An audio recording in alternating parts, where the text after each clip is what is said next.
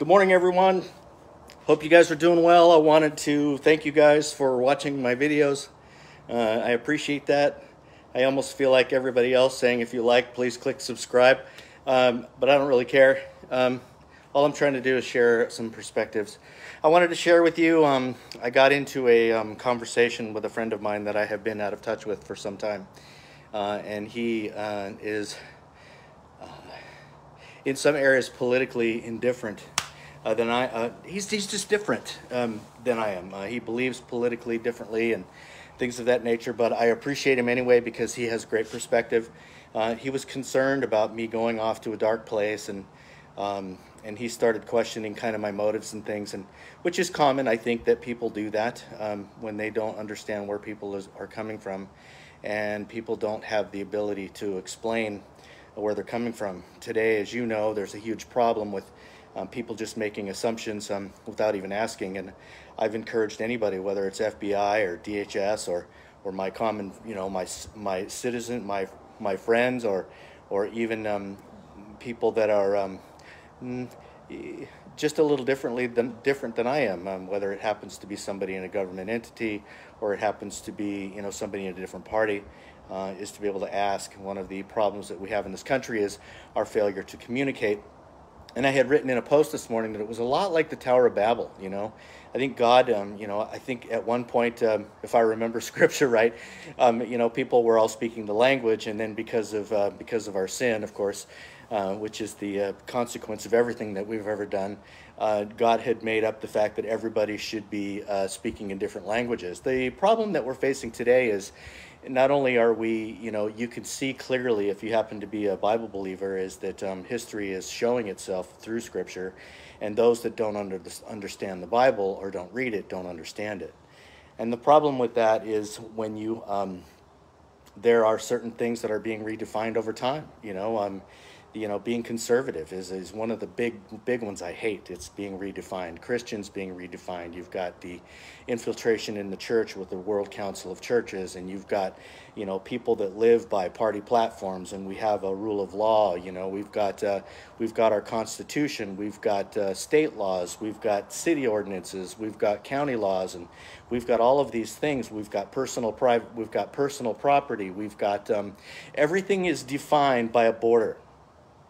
Everything. Animals, humans, private property, everything, right? And so my question, a lot of it was aligning like patriotism, so I don't go off into Stroke Neverland, is really, patriotism is really no different than these borders, is it? Patriotism, when you look at it, was kind of an interesting question for me, because I had heard that, when you read history, that communists are patriots, and people that live in different countries are patriots, whether it's Venezuela or communist China or Taiwan or America. And really what I had to do is I had to go back to the Founders' 1828 dictionary, and I had to look at what the definition of patriotism is to see if it has changed over time. Well, some of these things, some of the words, as you know, change over time, and I believe that's part of why we're at the Tower of Babel. And I think I probably forgot to make the point that we're there. We're already at the Tower of Babel. We may speak the same language, but the words are being redefined so that nobody understands what each other is saying. And this is hugely problematic. But going back to patriotism, what you find is it's a love for country, it's a zealous love for country, and to defend its interests. Well, it differs from the U.S. interests, as the globalists like to talk about spreading democracy, in the way that it is defending America. So if you are a patriot and you happen to be an American, then you would be an American patriot if you are fighting for Americanist principles. If you happen to live in Venezuela or communist China, you would probably also be a patriot because you are doing the bidding in support and defense of your country. The problem is, when you start going here with patriotism, the question really should be asked is, when you have this zealous support for your country, what are you actually defending? Are you defending America the way it was? Or are you defending America the way it is? Because ultimately, if you're not supporting America the way it was, then are you arguably not defending the borders? You know, what defines a human, what defines an animal, what defines private property.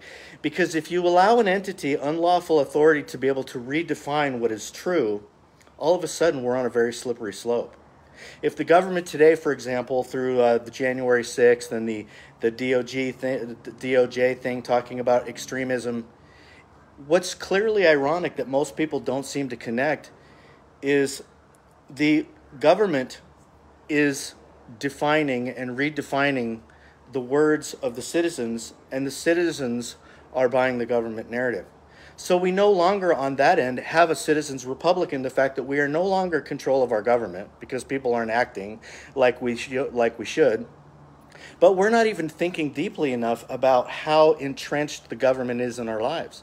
They're redefining the English language, and most of these people that are our neighbors that we haven't bothered communicating with because we're too damn busy, even though we're concerned about our country, not realizing that therein is a solution, we're allowing them to believe the government narrative, to be able to believe that your next door neighbor that has an American flag is somehow a terrorist, or he's one of those patriots because he wants to be able to support and defend the country. Well, I have so much to say on that topic, I would probably confuse myself. But the last I checked, people are dying to get here. People are dying to get in this country because we are probably, or we were at some point, the greatest country on the planet.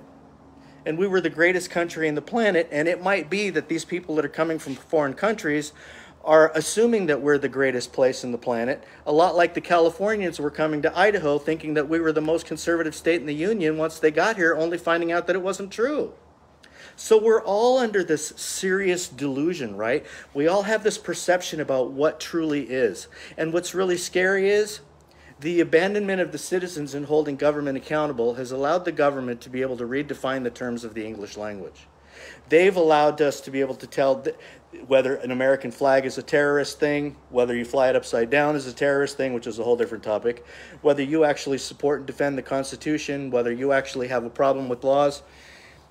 And as I go on to be able to try to explain this, going into covering issues on sedition and insurrection, which are going to be, they hopefully come out next in the future, it's really to be able to talk about when you call yourself a patriot, what does that actually mean to you?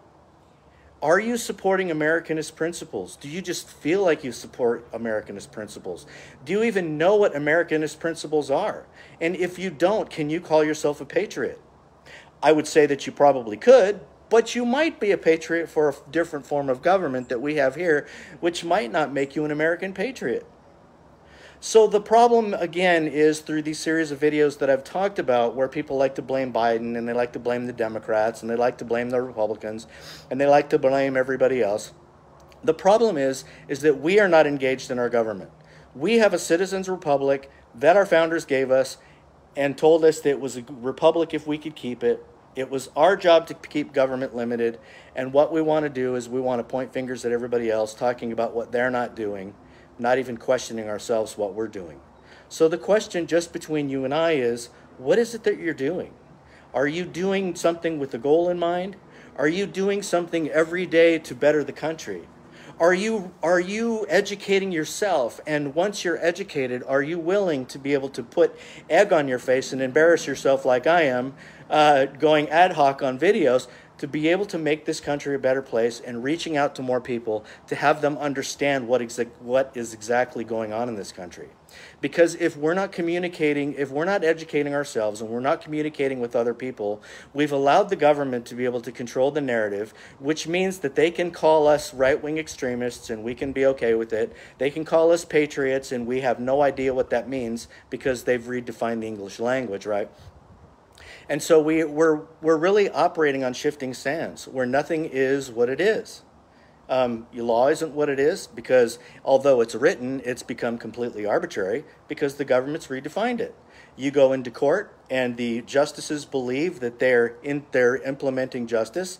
The problem is that justice has been bastardized over time. They think that anybody that doesn't go along with them is somehow anti-American, but they seem to forget the fact that justice has the term justice has changed over time.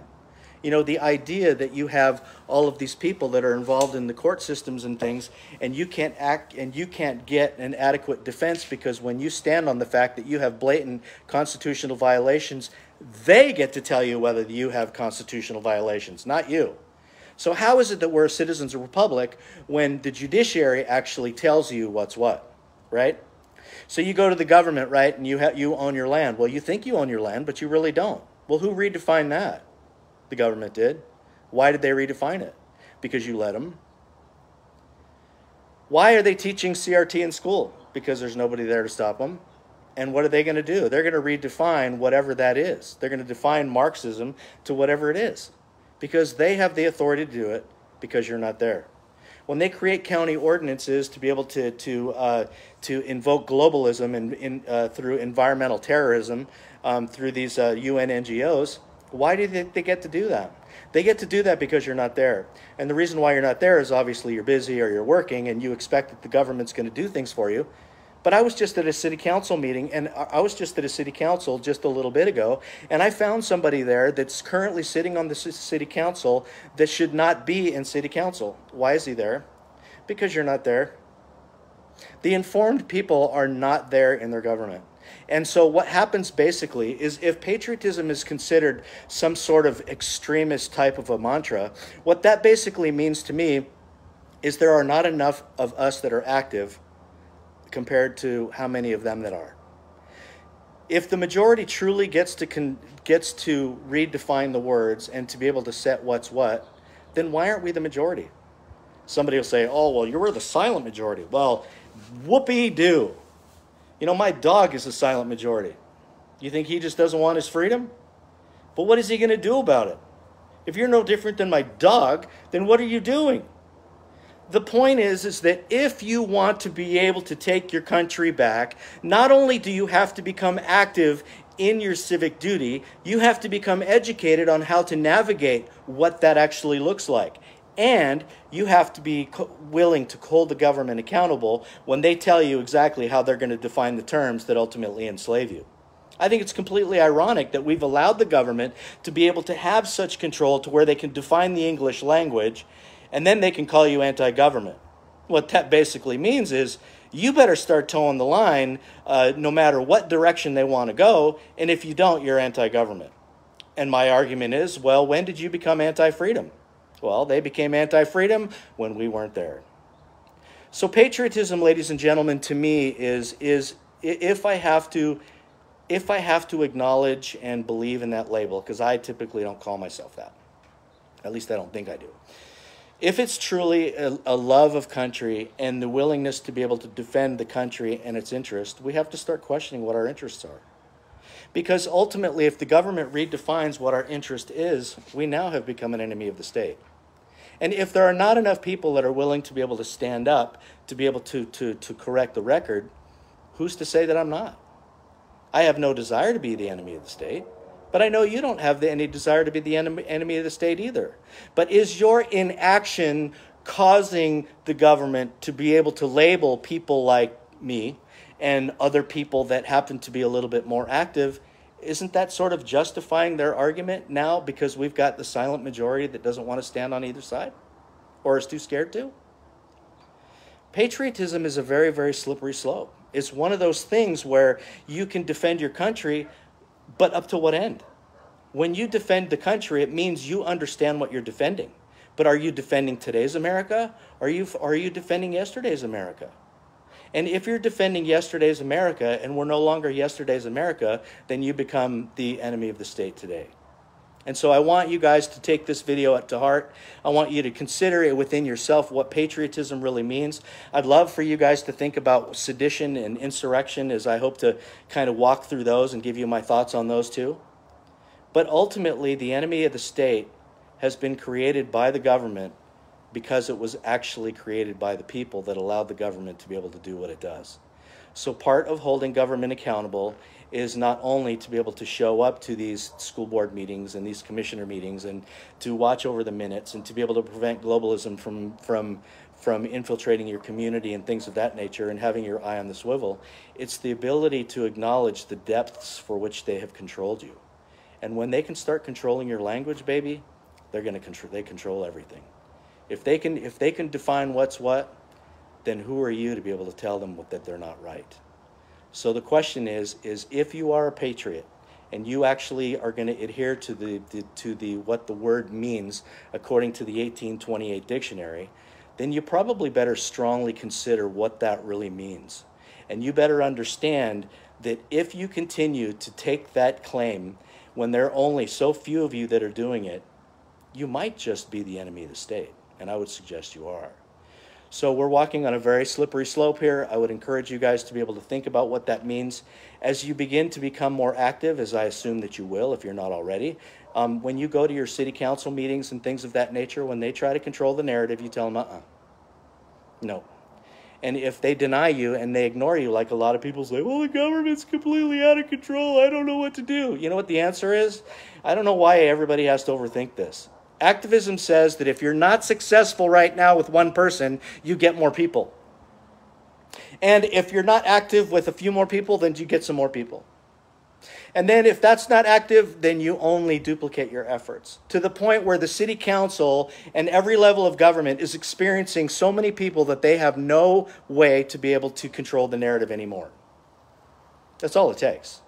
It takes a few, well, maybe a few more now, willing people to be able to say enough's enough.